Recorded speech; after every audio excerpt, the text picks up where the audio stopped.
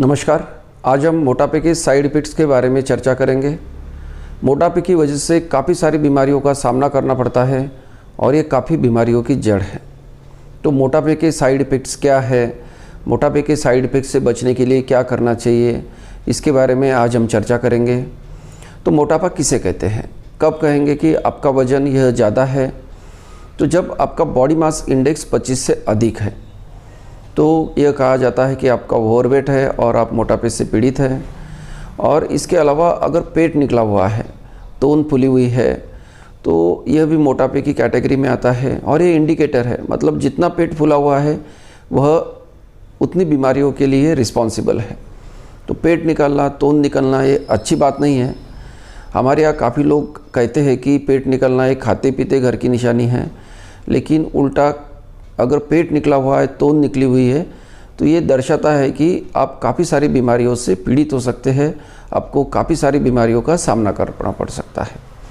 तो यह जो मोटापा है हमारे बॉडी के हर हिस्से को प्रभावित करता है, जैसे हमारा ब्रेन है, इसके अलावा जो रक्तवाहिकाएँ है, दिल है, लीवर है, जो गाल ब्लैडर रहती है, हड्डियाँ, इसके अलावा जो जॉइंट्स है, और ऐसे अन्य तरह की बीमारियाँ, काफ़ी बीमारियाँ होती हैं। इसलिए मोटापे की तरफ हमें ध्यान देना चाहिए। तो मोटापे के दुष्परिणाम हमारे शरीर के कौन से हिस्से पर होते हैं, क्या होते हैं, ये अगर हमें पता रहेगा तो हम इससे छुटकारा कैसे पाए, इसके बारे में भी सजग होंगे। तो हमारा जो बॉडी मास इंडेक्स है ये नॉर्मल है या नहीं, अभी जो मैंने यहाँ चार्ट दिया है इसमें आप देख सकते हैं।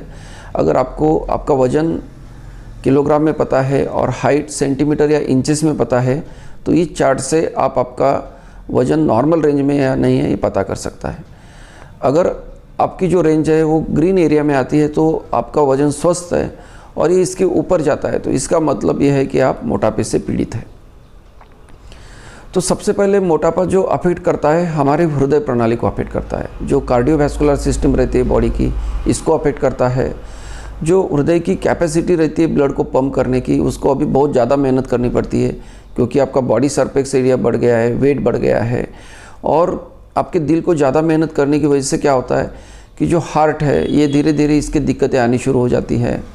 जो आपकी ब्लड वेसल्स है ये हार्ड हो जाती है, ब्लड प्रेशर बढ़ जाता है, हाइपरटेंशन हो जाता है, और जो कोलेस्ट्रॉल की लेवल से इसमें गड़बड़ी होने आ जाती है।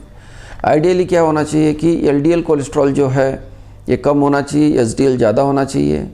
लेकिन मोटापा अगर है तो इसमें क्या होता है कि एचडीएल लेवल आपकी कम होने लगती है, एलडीएल बढ़ जाती है।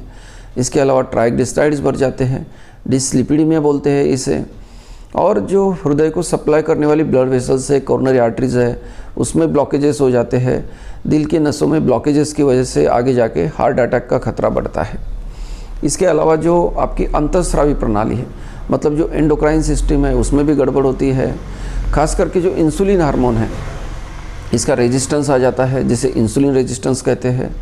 और इंसुलिन रेजिस्टेंस की वजह से ही आगे जाके फिर डायबिटीज़ होता है, हृदय रोग की समस्याएं होती है, स्ट्रोक होता है, किडनी खराब होती है, जो रेटिना है रेटिनोपैथी होती है, अंधापन आ सकता है।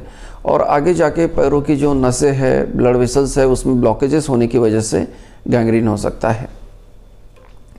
तो अभी मेटाबॉलिक सिंड्रोम क्या है?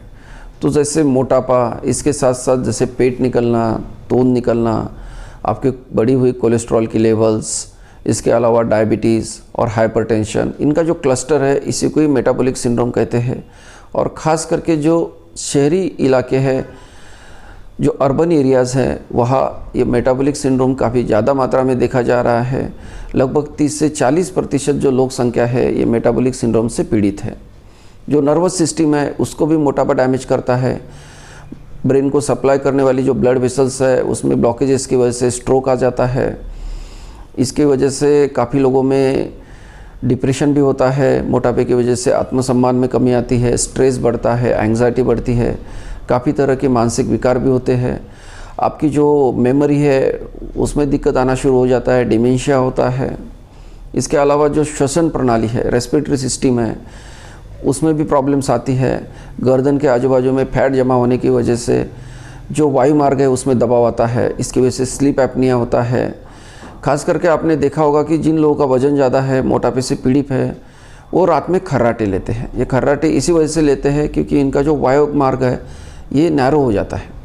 क्योंकि जो चर्बी है वायु मार्ग के आजू बाजू में जमा होती है और इसकी वजह से हमें रात में अच्छी मात्रा में ऑक्सीजन नहीं मिल पाता है। जिनका वज़न ज़्यादा रहता है उनकी हड्डियाँ और मांसपेशियाँ कमज़ोर रहती है।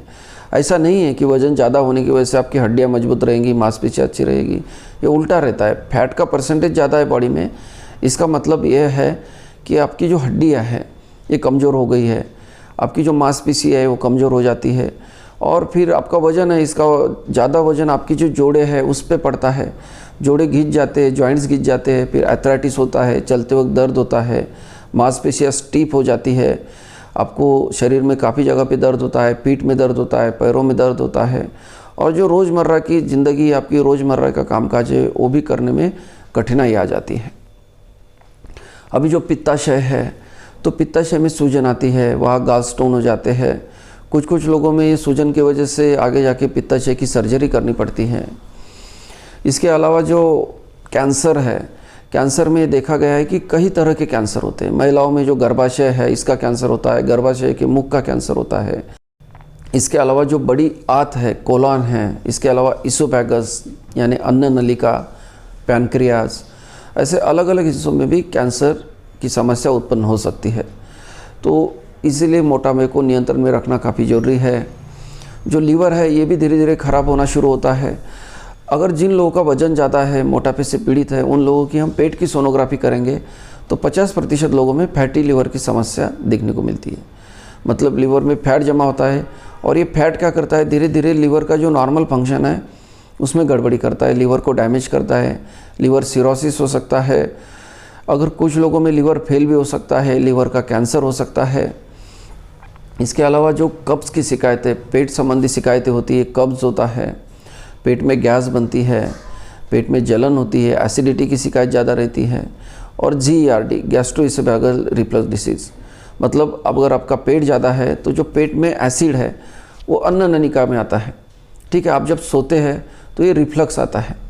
तो यह भी समस्या वज़न ज़्यादा होने से दिखाई पड़ती है। स्त्रियों में जैसे इनफर्टिलिटी की समस्या रहती है, पीरियड्स अनियमित आते हैं, ठीक है। इसके अलावा जो पुरुषों में इरेक्टाइल डिस्फंक्शन की समस्या देखने को मिलती है और सबसे महत्वपूर्ण क्वालिटी ऑफ लाइफ बहुत अफेक्ट हो जाती है। आपने देखा होगा जिनका वज़न ज़्यादा है उनका आत्मसम्मान कम रहता है। इसके अलावा ये लोग समाज से दूरी बनाते हैं, अकेलापन महसूस करते हैं और इसकी वजह से जो आत्मविश्वास की कमी की वजह से जो रोज़मर्रा का काम है वो करने में भी इनको कठिनाई देखने को मिलती है। तो अभी मोटापे के काफ़ी ज़्यादा साइड इफ़ेक्ट्स है, इसलिए मोटापे को नज़रअंदाज नहीं करना है, इसको हमें रोकथाम करना है, इसको कंट्रोल करना है और ये ज़्यादा डिफ़िकल्ट नहीं है। लोगों को डिफ़िकल्ट इसलिए लगता है कि उनको सही तरीके पता नहीं है मोटापे को नियंत्रित कैसे करें। सबसे ज़रूरी है आपका डाइट अच्छा होना चाहिए, एक्सरसाइज डेली करनी है। डाइट में आपको जो है लो कैलोरी डाइट लेना है, इसके अलावा सलाद ज़्यादा लेना है, फ्रूट ज़्यादा लेने हैं। आपको डेली 80 मिनट का वॉक करना है, ठीक है। सवेरे 40 मिनट तेज़ चलना है, शाम को 40 मिनट तेज़ चलना है। तो मोटापे को नियंत्रित कैसे करें इसके बारे के जो 15 तरीके हैं उसकी हमने एक सेपरेट वीडियो में जानकारी दी है। यह जो वीडियो की लिंक है इस पर आप क्लिक करके उसे देख सकते हैं। आपने यह वीडियो यहाँ तक देखा, इसके लिए धन्यवाद। मैं आपसे रिक्वेस्ट करता हूँ कि चैनल को सब्सक्राइब करें, वीडियो को लाइक करें और शेयर करें ताकि यह जानकारी काफ़ी लोगों तक पहुँच सके। इसके अलावा आपके मन में कोई सुझाव है या आपका कोई सवाल है उसे आप कमेंट बॉक्स में लिख सकते हैं। धन्यवाद।